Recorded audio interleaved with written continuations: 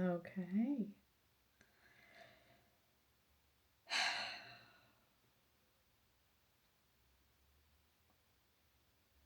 I really want to honor this practice as a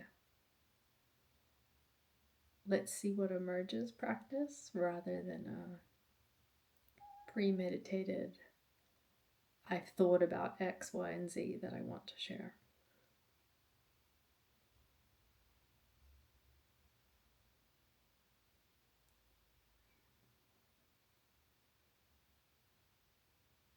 Embodied expressing is what it's called in authentic relating terms.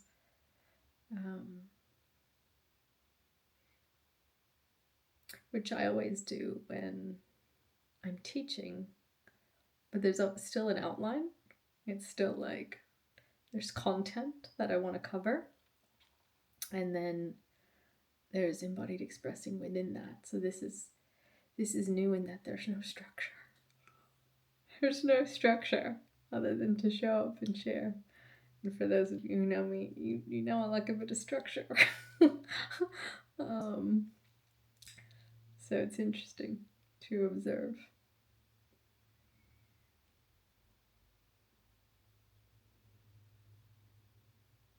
But I suppose that's what this practice is about, is letting go of myself as I know myself to be, and letting emerge what's newly emerging. Perhaps I'm learning to do with less structure. Perhaps that's what's this practice is cultivating, calling forth within me.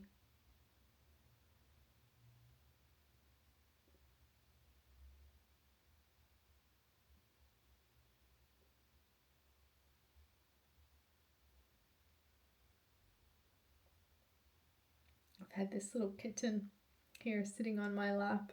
Each time I sit for meditation, she somehow comes and crawls onto my lap and starts purring. It's been beautiful.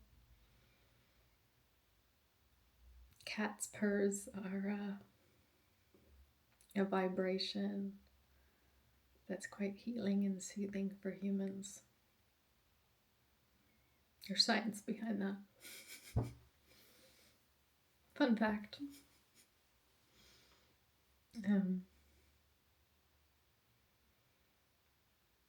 Anyway, I heard her mew in the background. That's what had me share that.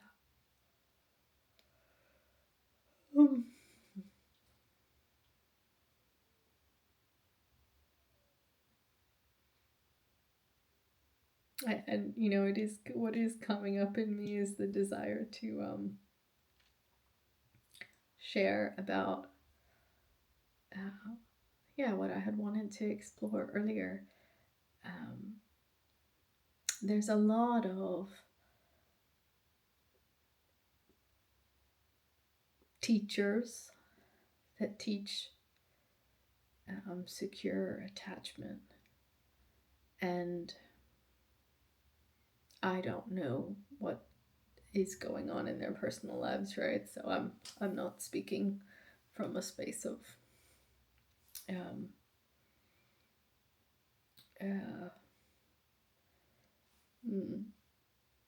any kind of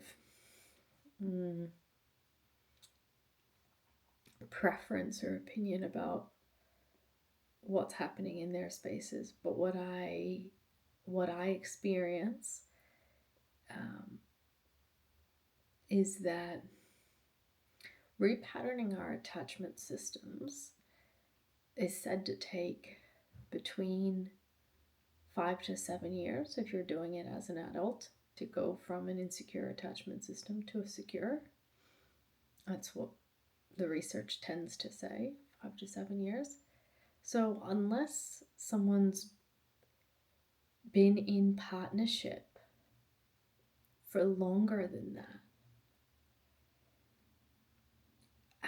I don't know how they can necessarily say they're secure. And here's the thing, because attachment is a relational dynamic, one connection can be secure and another connection can be insecure, depending on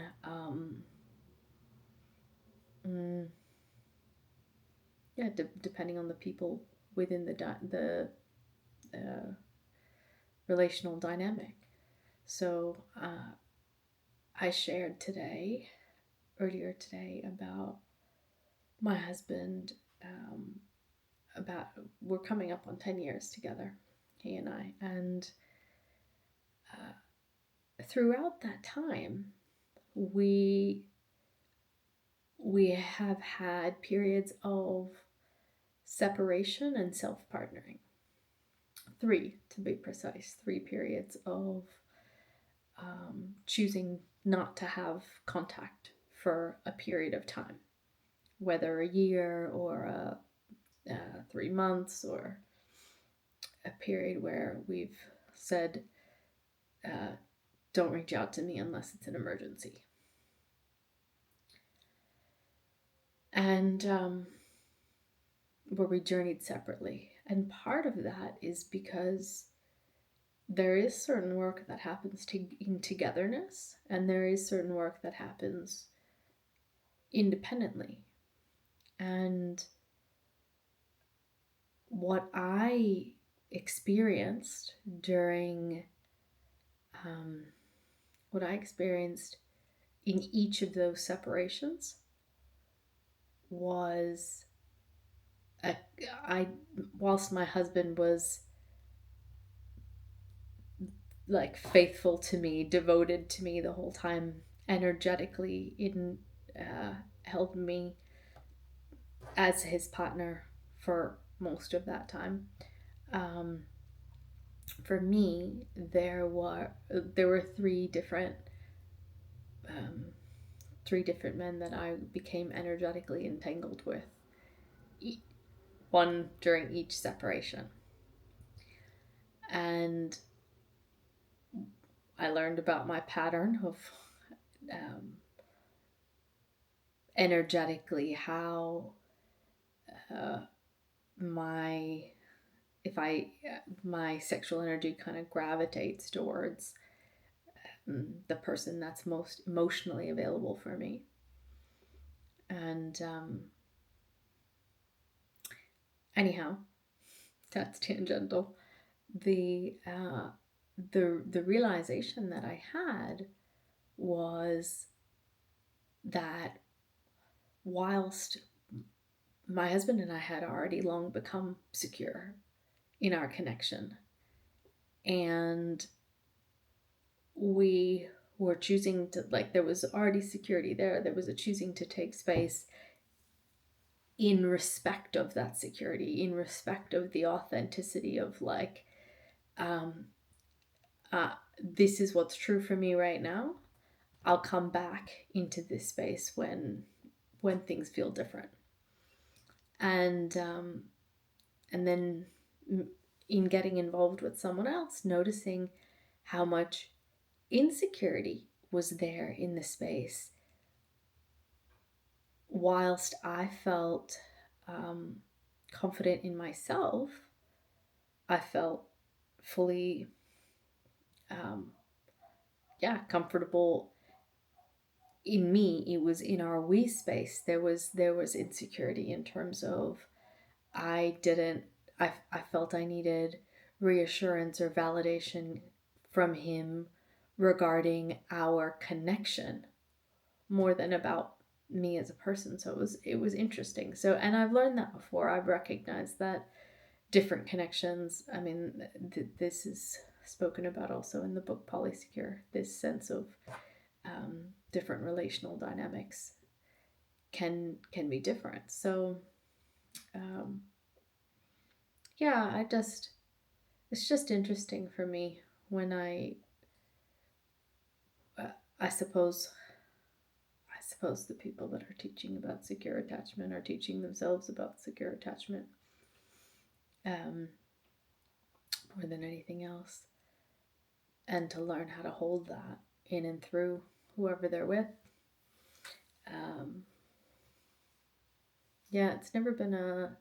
It's seems to be a big thing right now. I've been noticing a lot of it online, on socials, and it's never been a big thing for me in terms of it's never captured my attention or my fancy.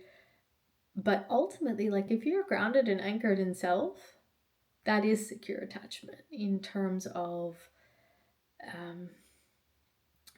if you are rooted in yourself, rooted in your authentic core and expression, and that anchor is firmly there, then it doesn't sway or get impacted, regardless of who you're relating with. And even though, of course, the closer the connection, the deeper the intimacy, the more different aspects of ourselves, the more younger parts come out to play, particularly when Eros is concerned. The more younger parts come out to play. And still, simultaneously, there can be a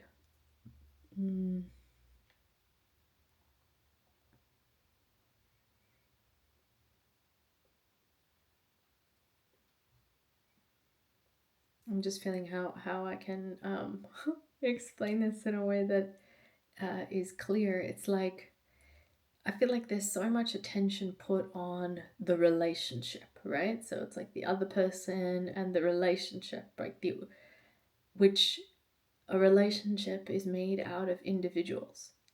So if the individuals are anchored to themselves and anchored to their own authentic expression, then my experience is the relationship takes care of itself. Like if the individuals are committed to compassionately listening and compassionately expressing, then nothing more, like the relationship is a reflection of the constituent parts, right? So if each person focuses on their own individual healing journey, then that is what heals relationally. And that's what enables secure attachment. Because we've learned how to securely attach to ourselves. Actually, my husband often says the human will always look to attach to something. We often talk about my human this and my human that from the reference point of there's our essential selves, and then there's the ego-based programming, which we often refer to as my human. And my human wants this, or and the commitment is to make choices and design our lives that are more aligned with our essential truth. What is true, not necessarily like the human will still have preferences of sorts sometimes. Sometimes they're not, like, even as I say that, I feel like my humans have fewer and fewer preferences than ever existed before. Once upon a time, there was lots of preferences. Lots and lots of preferences. And now not so much. But yeah. That's what I have to say about secure attachment. I'd love to hear your feedback. I'd love to hear any comments if it stirs anything within you. Sending you lots of love.